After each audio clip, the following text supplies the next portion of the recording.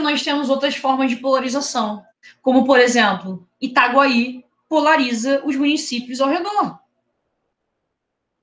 Itaguaí polariza Mangaratiba. Itaguaí polariza Seropédica. Itaguaí Professora, polariza... Pode falar, João. define polariza nesse caso, só para eu ter certeza. João, polarizar é justamente isso, exercer a sua influência. Então, vou te dar um exemplo, João. Cidade do Rio de Janeiro. A gente vai entrar em muitas discussões nesse sentido ainda. Mas a cidade do Rio de Janeiro é chamada de metrópole nacional. Ela consegue exercer uma polarização, uma influência nacional. Então, vamos pensar no contexto que a gente vive. Rio de Janeiro. Aí, a Maria Luísa mora em Itaguaí, passa no vestibular, vai estudar no Rio de Janeiro, sai todo dia de Itaguaí, estuda na UERJ, volta para Itaguaí. Movimento pendular, claro. E Rio de Janeiro está oferecendo algo em que ela está indo realizar essa função. Olha a cidade como centrípeta. Atrai, imã e volta. Você, João, se precisar de um tratamento médico especializado, você vai ao Rio de Janeiro. Se a Agatha se ingressar no mercado de trabalho, é muito possível que ela vai trabalhar no centro do Rio, que ela vai trabalhar em São Cristóvão, que ela vai trabalhar na Tijuca e volte para a cidade dormitório dela. O cara sai de manhã de Caxias, vai no Ceasa, compra frutas, leva para o comércio dele em Caxias e vende. Isso é a capacidade de polarização, até onde a Interlândia, até onde a zona de influência dessa cidade consegue alcançar. No caso do Rio de Janeiro, é uma influência que alguns vão chamar de nacional e outros de global. Não da rotina, né, cotidiana, mas em outras questões, tipo influência política, tipo aqui ter sede de empresas, tipo aqui ter sido palco de Jogos Olímpicos e Copa do Mundo. Então, polarizar isso, né? Por exemplo, só para concluir o último exemplo, se eu pensar lá no outro lado da poça, Niterói exerce uma certa centralidade, polariza aquelas regiões, porque, querendo ou não, é a cidade mais importante ali ao redor para Itaboraí, para São Gonçalo, para Magé.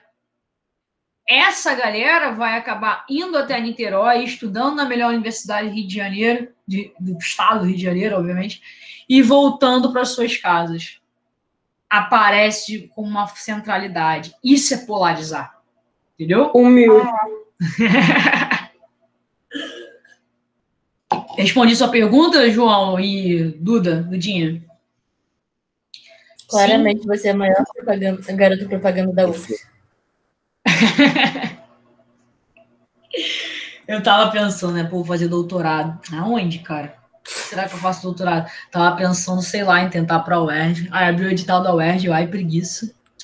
Acho que, pô, já tô em casa, né? Acho que eu vou continuar em casa mesmo. Acho que eu vou fazer da UF, que nós já tá ali nós fica. É isso. Aí minha mãe, 4 anos indo pra Niterói, porque doutorado são 4 anos, né? Eu falei, cara, 4 anos indo pra Niterói, é a vida. É uma pena. Melhor. Né? Vamos lá. Podia ser rural também, mas não, sei lá. Não, acho que eu vou para o mesmo. Doutorado 4 anos? Eu pensei que eram 2, 3 anos. 4 anos, 4 anos. 2, 3 anos é o mestrado, né? Doutorado é 4, 5. É isso. A vida acadêmica é só porradão. Só soco no estômago e pancada na cabeça.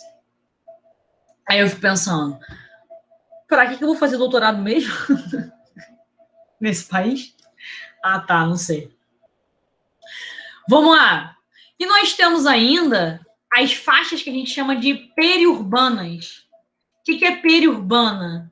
Né? A gente chama de franja rural e franja urbana. É aquela área que tu não sabe dizer se é muito rural ou é muito urbana. Eu sinto isso quando eu tô indo para Itaguaí, tá ligado?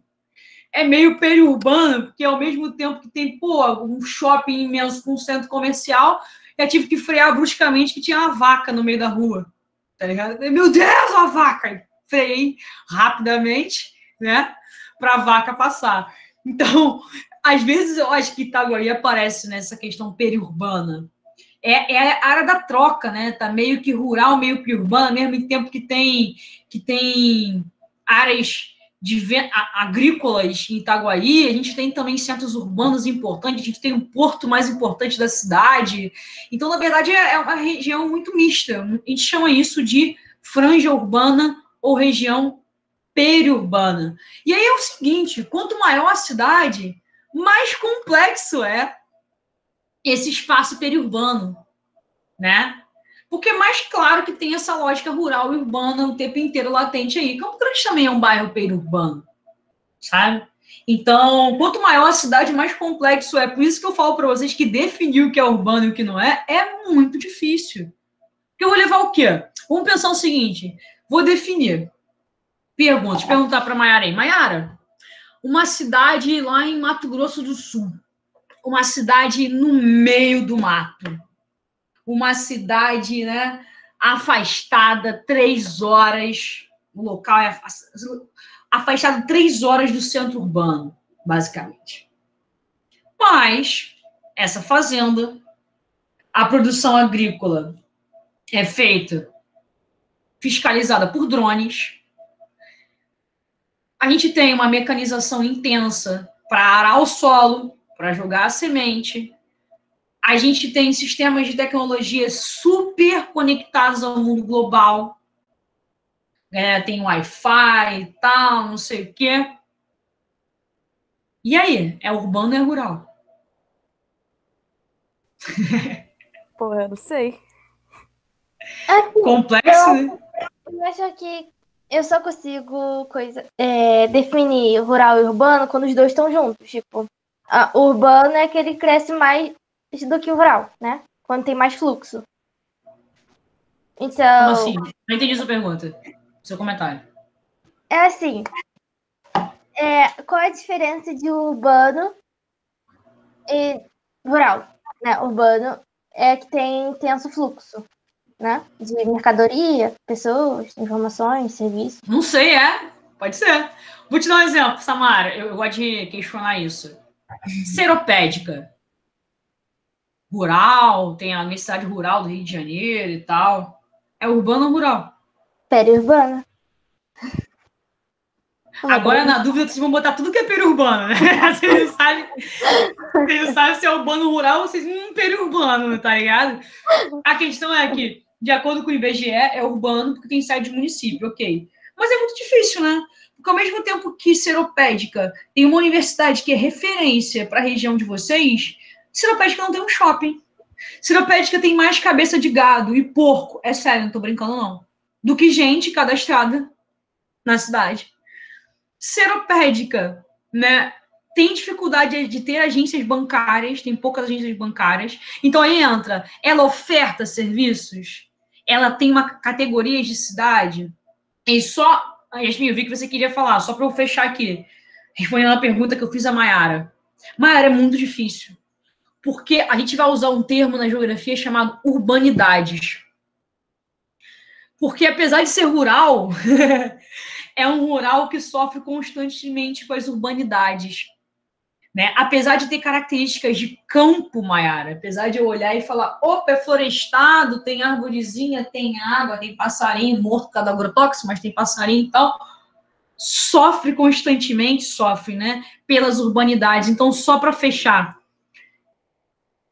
tem uma questão do Enem que é maravilhosa, que ela vai falar sobre a mudança da música sertaneja. Né? Já falei isso para vocês. E ela vai falando sobre como o sertanejo era o menino da porteira. O dia que eu saí de casa, minha mãe me disse, filho, vem cá, natureza, não sei o quê. E o sertanejo hoje é um sertanejo sofrência ou tô bebendo, tô no meu Camaro amarelo, pego as meninas, fui corno, os caras, quer dizer lá. E aí a galera fala, meu Deus, mas por que a música sertaneja mudou tanto? A reflexão é nesse sentido. Não é que a música sertaneja mudou. A música sertaneja sempre reflete o que é o campo. Quem mudou foi o campo.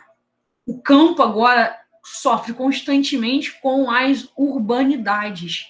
Então é um campo integrado ao processo de globalização. E como não ser? nesse contexto que a gente está vivendo. Por isso que é muito subjetivo, é muito complexo, e assim, nunca numa prova do Enem vai pedir para classificar. Isso é urbano ou rural, queridos?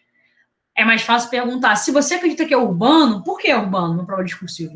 Se você acha que é rural, argumente por que você acha que é rural. Tá ligado? Fala aí, Yasmin.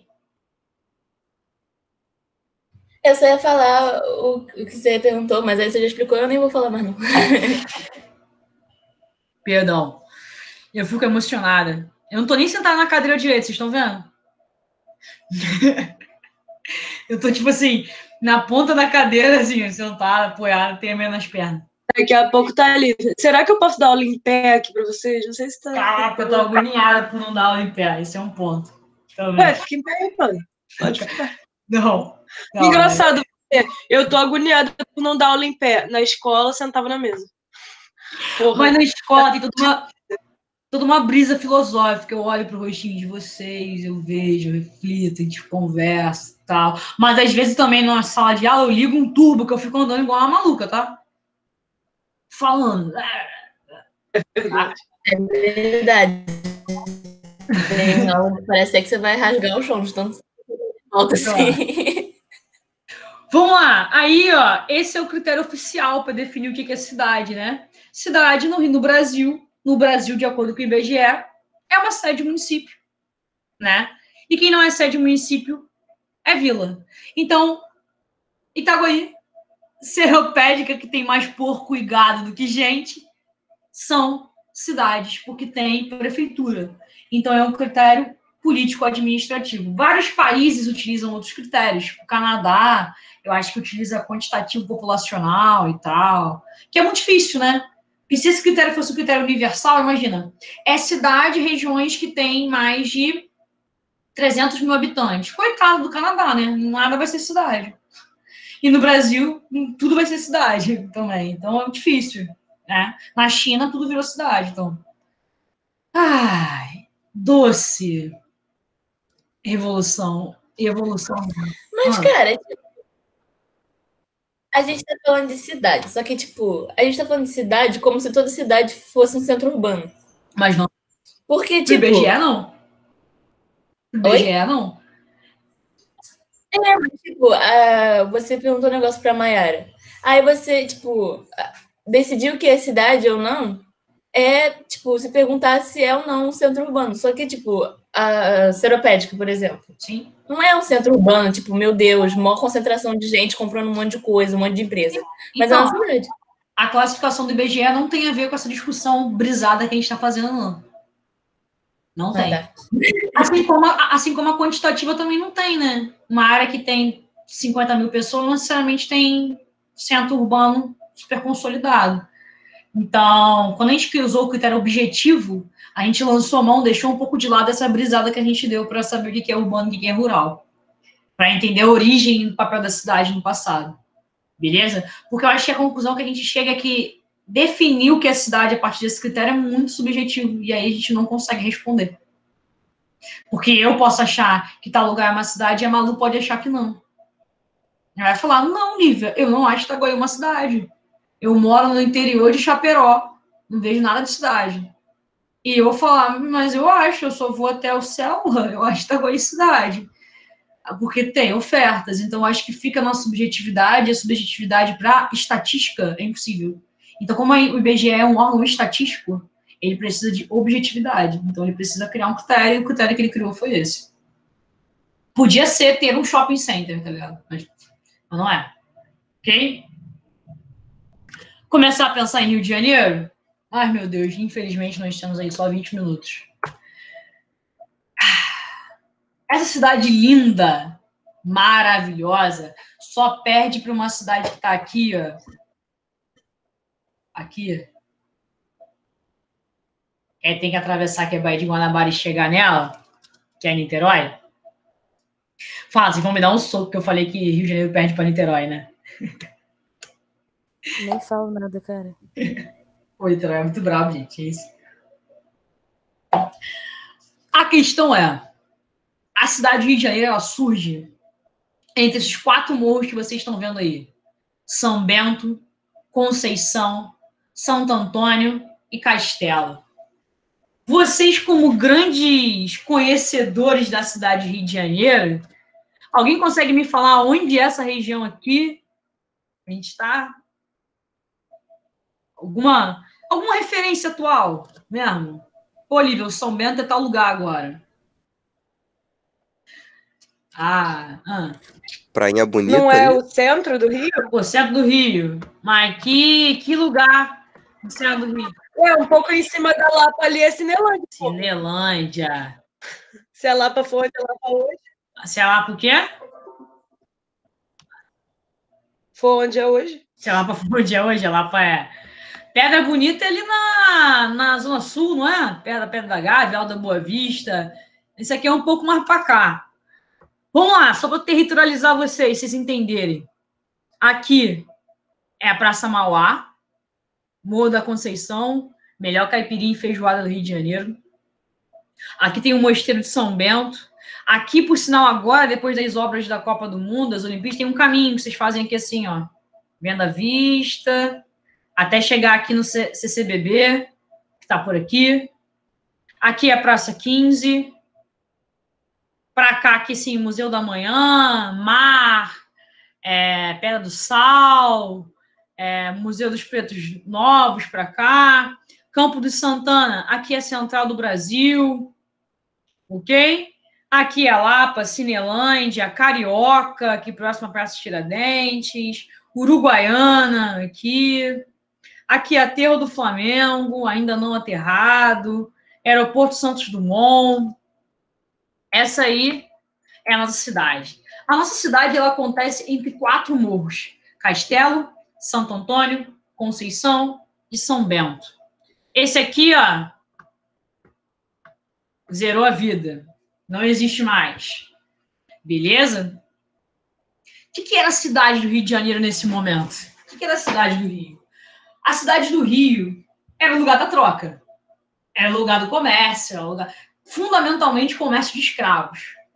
Só que uma coisa interessante nesse momento é que os portugueses, eles chegam no Nordeste, né? Eles não chegam no Rio primeiro.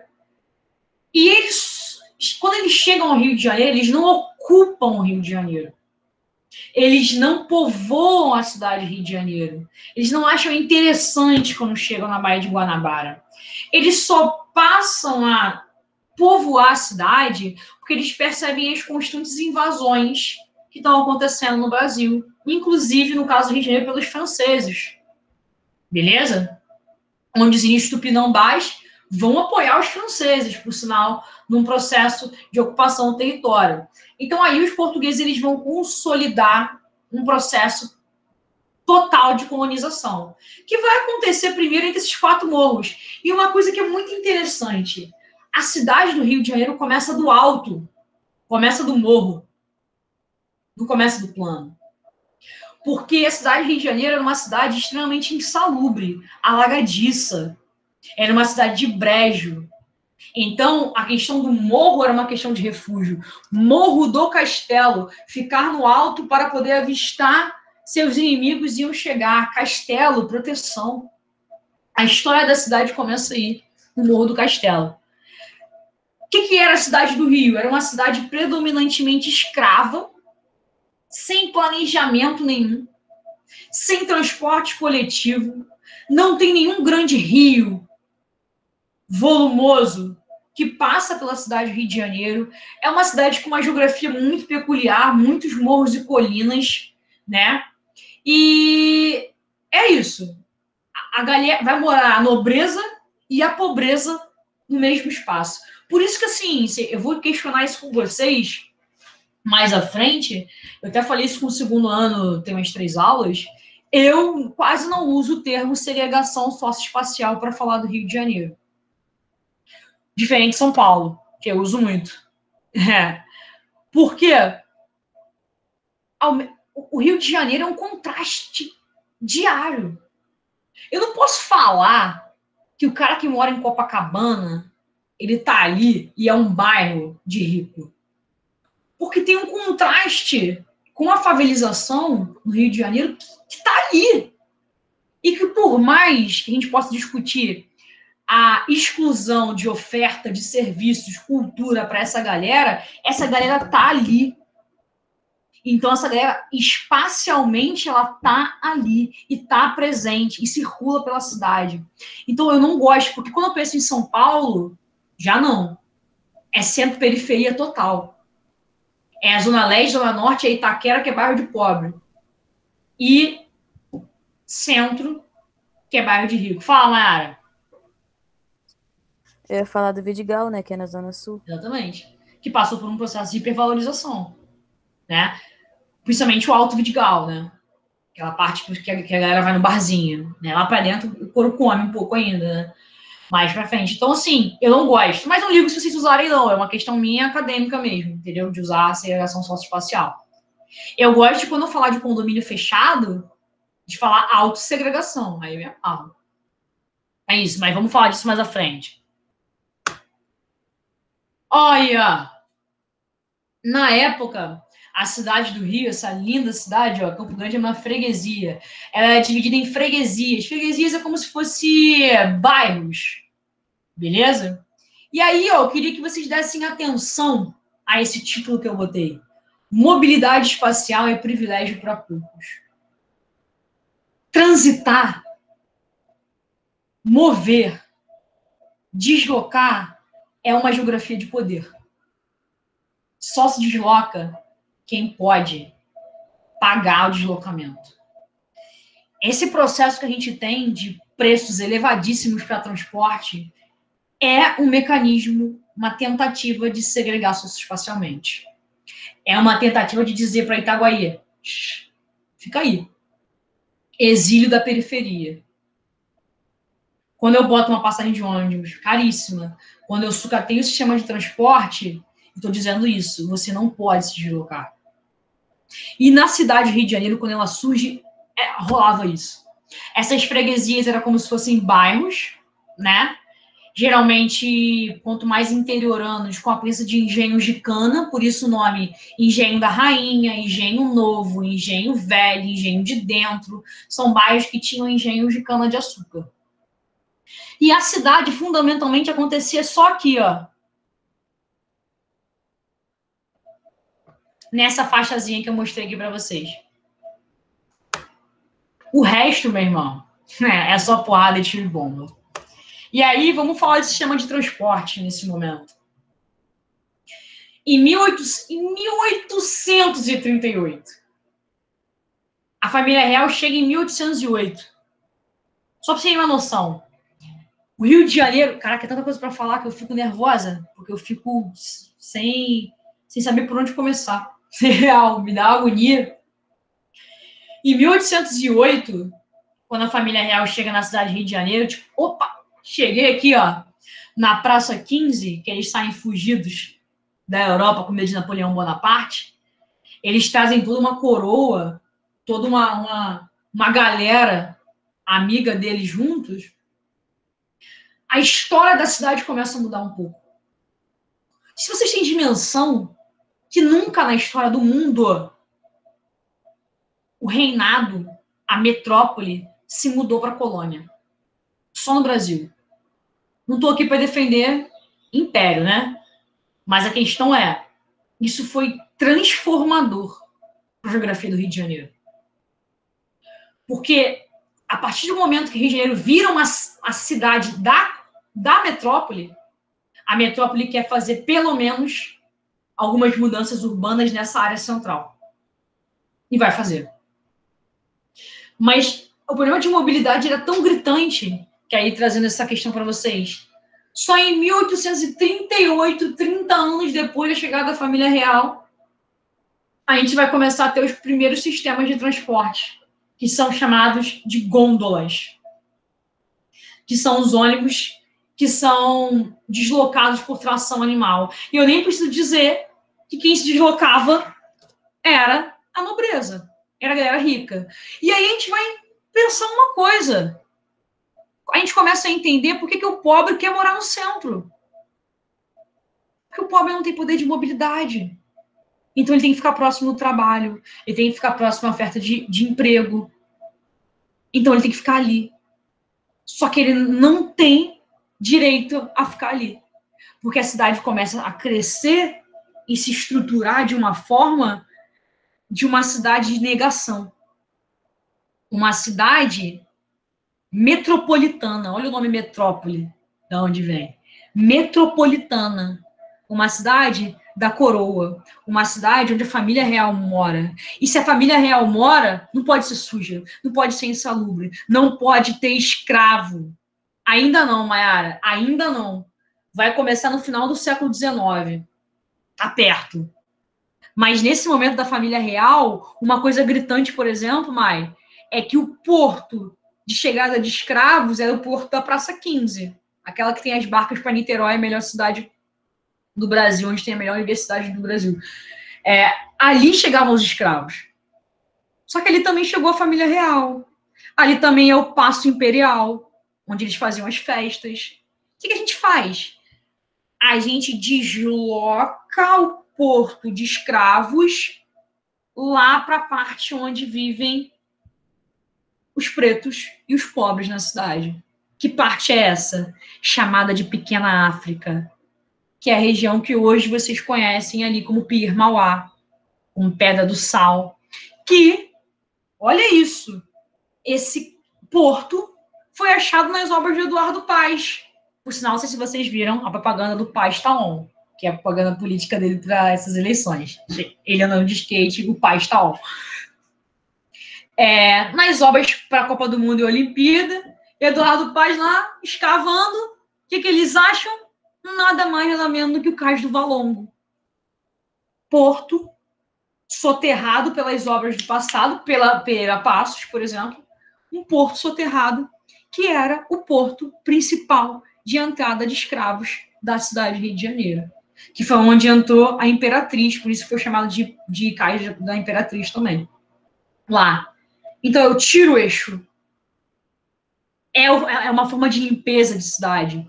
Que se a gente for começar a refletir, os projetos de cidade, hoje, são tão idênticos a esse projeto do século XVIII, XIX, XX. Nada mudou. Ainda é uma cidade que tenta limpar, que tenta excluir. Só que eu digo, as favelas estão ali para ter essa resistência. A gente vai falar de processo de remoção, remove, eu tô aqui, cara, vai me remover, mas eu vou voltar, vai me remover, mas eu vou resistir. Por isso que é muito complexo pensar em segregação no Rio de Janeiro, né?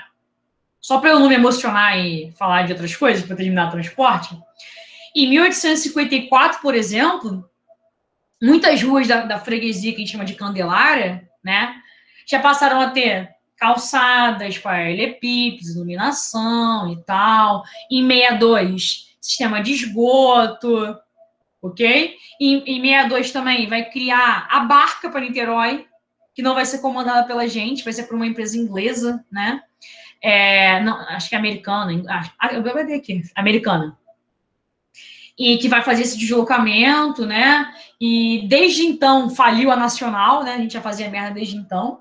Só para vocês terem uma curiosidade, vocês estão ligados onde é a Cidade Nova? Ali onde tem o metrô da Cidade Nova, onde tem o prédio da prefeitura chamado Ipiranhão.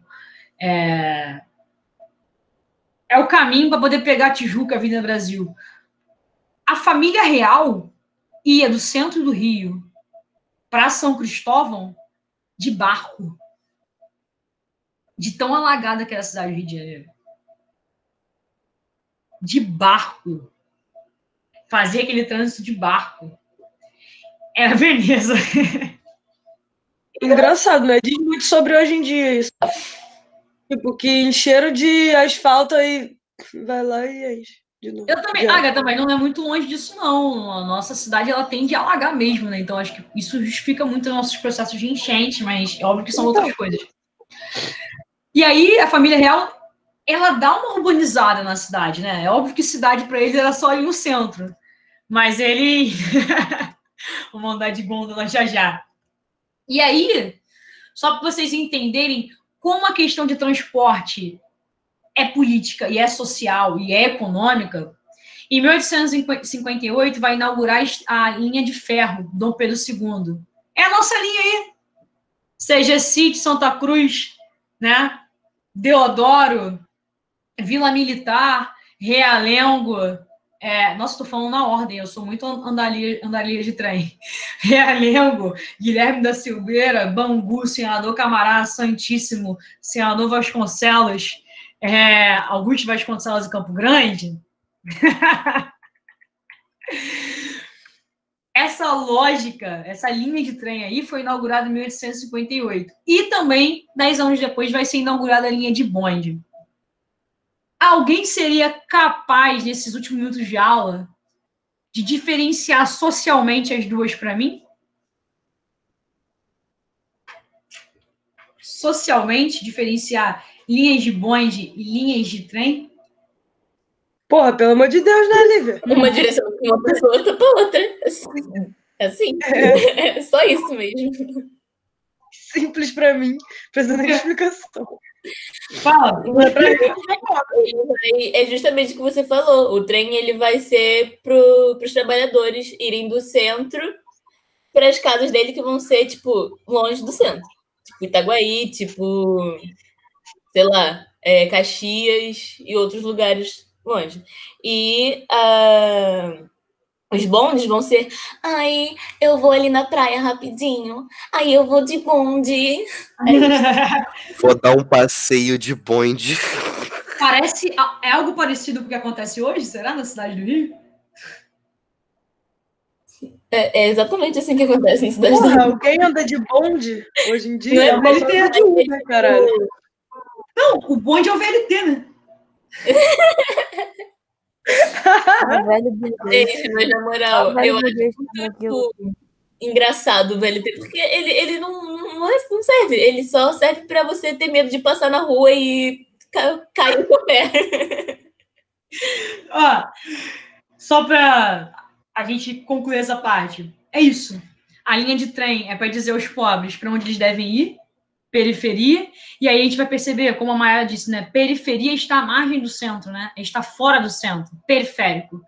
E os bairros, eles vão se consolidando em torno das linhas de trem.